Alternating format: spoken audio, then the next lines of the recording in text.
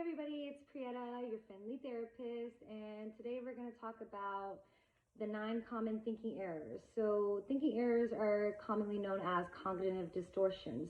And what I mean by cognitive distortions, these are kind of like those irrational beliefs that kind of contribute to those uncomfortable emotions that then lead to those unwanted behaviors. So for example, if I have a thought regarding something that made me sad, I would probably kind of give more power to that thought, and then eventually I would just stay in bed all day, and that would be my unwanted behavior instead of getting up and going to work and doing all those other things and other tasks that would probably have been better had I just been able to identify it as a thinking error and just kind of replace it with a more logical thought, and then it would have probably been able to let me do something more beneficial towards my life today, tomorrow, and the next day. So before we dive into this, I just want to let everyone know that everybody has these thinking errors. They happen on a day-to-day basis. They happen because of past triggers. They happen because of past trauma. They happen because people don't know how to take care of their words when you're with you. It can happen at any time, any given moment, and it's not in your control. But at the end of the day, your emotions are what's in your control. Your behavior is what's in your control. Your thoughts, probably not. But what we can do is that over time, if you're able to identify some of your thoughts as these thinking errors, then over time, you'll be able to replace those thinking errors with rational thoughts, and then you'll probably end up having a better behavioral output. So a lot of these thinking errors include a mind reading, feelings as facts, and so on. So let's just dive right into it. I'm gonna go ahead and tell you guys each common thinking error. I'll provide examples, and then I'll kind of reflect on how I've personally had thinking errors. And then while you're watching the video, you can also kind of think in your head like, hey, you know what? I've had this thinking error before. And then hopefully in the near future, you won't be able to be impacted so negatively by these thinking errors. Okay, so diving right in. Number 1 is ignoring the good. This is when you pay more attention to the bad things and ignore the good things, especially when the good things happen. You kind of focus on that bad thing. So a lot of people, what they don't realize is that bad things, negative aspects in your life, we tend to focus more on it because it's so rare. It doesn't really happen that often. So we're kind of always not paying attention to the commonly good things that are around us because they're always around us. So when that one negative thing happens, that's all we can think of. So for example, let's just say you're taking a test and you get the scores back and you see all of these answers that you got right, but you're focused on those 1 or 2 answers that you got wrong. That is a thinking error of ignoring the good. Or for example, let's just say you're in a soccer game and you scored 2 out of the 3 goals, but you're only focused on that one score that you didn't make. I've personally ignored the good a lot when I was younger. I have always, especially when it came to school, I was a perfectionist. I am still OCD actually, but since I was a perfectionist, I always wanted things to be perfect. So that one thing that I didn't get perfect or didn't get right, I had to overthink about it. I overthought about it to a point where I completely forgot that I just had all A's in all my classes. But no, I'm focused on that one AP class that I had a B in, and I would just eat myself up in my head about it. So I don't know if you guys ever had ignoring the good as a thinking error, but think about it. Let me know. You can share in the comments if you've ever experienced that. But okay, so going on to the next one. This is blowing things up.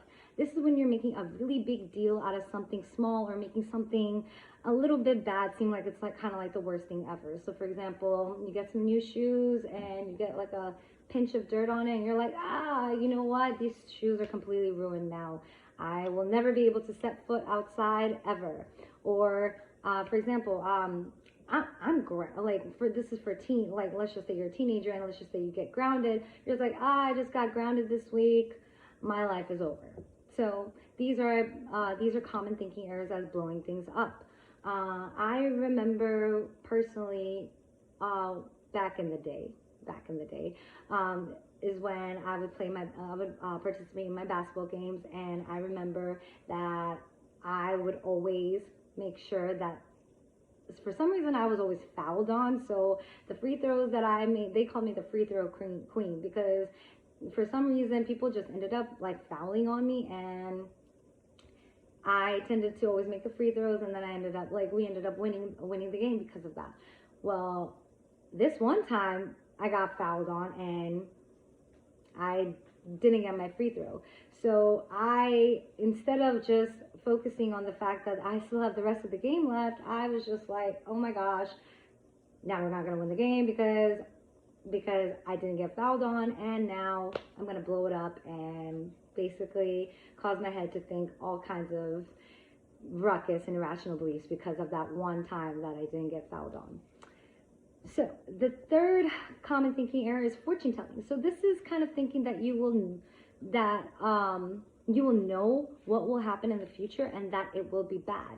So for example, let's just say this guy is super nervous about asking this girl to the dance. He's just like, you know what, even if I do ask her, she's just gonna say no, and that's it, I'm just not gonna ask her. Or for example, I bet no one's gonna come to my birthday party, and I'm just gonna spend another year closer to death and another year lonely. These are all fortune telling, and these are all telling yourself like, hey, you know what, like this is what's gonna happen, and this is what's gonna be bad, because it's gonna be bad. So when you think like that, it's gonna end up being like that, because you kind of like, what I want to say is that, like, if somebody knew, or if anybody knew how powerful a thought could be, they would not have a negative thought at all, because these negative thoughts, they lead to negative emotions, they lead to negative behaviors. So if we just kind of replace these negative thoughts with positive thoughts, we'll have more positive behaviors in the long run. So, okay, next one is mind reading. This is when you're believing you know what someone else is thinking or why they're doing something without having enough information. So, for example, people are looking at me, they probably think my shirt is ugly, or Emma didn't invite me to her birthday party. It's probably because I made her sad. You know, stuff like that. I've always done mind reading. I am a true empath, so I can sense certain auras and certain ways a person is feeling. So because I can kind of sense that, I've also kind of had the thinking error like, oh my gosh, I know that this person is sad just because they're not talking at this party, and they must be sad. Sometimes that's just their face, and they have a natural resting sad face. It's not up to me to always know, and sometimes I don't know all the time. Okay, next one is negative labeling. This is having a negative belief about yourself and thinking that it applies to everything that you do. And brace yourself for these examples, but I'm a loser, so my artwork stinks. Or I'm so stupid, everything I say is dumb. So these are all negative labeling. I think that a lot of people do negatively label themselves or other people. It's common thinking error. Let's just stop the negative labeling. All right, the next one is setting the bar too high. This is thinking that you must be perfect in everything that you do, otherwise you're no good. So if I don't get an A on every test, I am not smart. Or I have to win every tennis match, otherwise I'm worthless. I have always set the bar too high for myself growing up, through high school, through college. I mean, I really beat myself up if I've set these unrealistic bars of expectations, and if I didn't meet them, and even if I did meet them, I would have set it even higher than that. So it's important to understand that, to recognize that these are thinking errors, setting the bar too high, setting the bar at all. You know, a lot of people don't understand that. You know, if you take a test, and if you fail it, or if you've done worse than you thought you would, you studied all night, people are just like, oh my gosh, you know what, I just suck, or I don't know the material. No, you did the best you could, and you know what, you could take classes over. So there's a reason for that. So definitely don't beat yourself up with setting the bar too high. Okay, next one is self-blaming. This is blaming yourself for anything that goes wrong around you, even if you had nothing to do with it. So, for example, when your basketball team loses a game, you think it's entirely your fault. I have thought this. I have actually, my first basketball game, I finally got the ball and I was so excited. I ended up dribbling all the way to the other court, to the other basketball hoop, and I scored for the other team. And we lost that game, but I thought that, oh my gosh, I just put bad juju on the court because I completely messed up in that first quarter. But what happened was is that a lot of us as a team, we missed our easy shots, we missed our rebounds, we missed our layups, we missed a lot. So I kept thinking that it was all because of me, when it really wasn't. So like another example for that would have been like, oh, so and so is sad today. It's probably because I did something to upset her. And that's a thinking error, because honestly, these certain emotions that people have, like, you can't make somebody feel a certain way. You may, people may have insensitive things to say, but at the end of the day, if let's just say somebody said something insensitive to me, if I felt sad about it, it was because I took whatever they said, I've had that thought, and I fed it enough power to that insensitivity that I ended up feeling insensitive about myself, and then I got sad, and then, it's all power to the emotion, power to the thought, power to the behavior. So next one is feelings as facts. So this is believing that if you feel something, then it must be true. So for example, I feel ugly, so I must be ugly. Or I feel like I'm a bad friend, so I must be a bad friend. No, like I said, these feelings, these emotions, these are all up to you. So if you feel like you're a certain thing or a certain way, it's because it's not a fact. I remember growing up, I had a mushroom bowl haircut, and all throughout my life I was a tomboy, and I had all these guy friends, and then all of a sudden puberty hit and things got kind of awkward. But I felt like, and all these girls would just be like, oh, you know what, they would say certain things, and I would believe them, and I would just be like, oh, you know what, I feel kind of just weird because I felt weird because everybody said I was weird, so it must have been true. And honestly, more power to the weirdness, because I love being weird. Normal is overrated. Last but certainly not least are should statements. So, for example, believing things have to be a certain way, and that if they're not that certain way, then it's not right. So that can apply to everything. So for example, people should always be nice to me, or I should always be happy, I should never be sad. These are all thinking errors and thoughts, because you're kind of also setting that bar high again for yourself. Like, things should not always just be a certain way, because you can't really control the things that are going on around you. And if you're constantly thinking that you should be happy all the time, I'm sorry to let you down, but probably gonna disappoint yourself.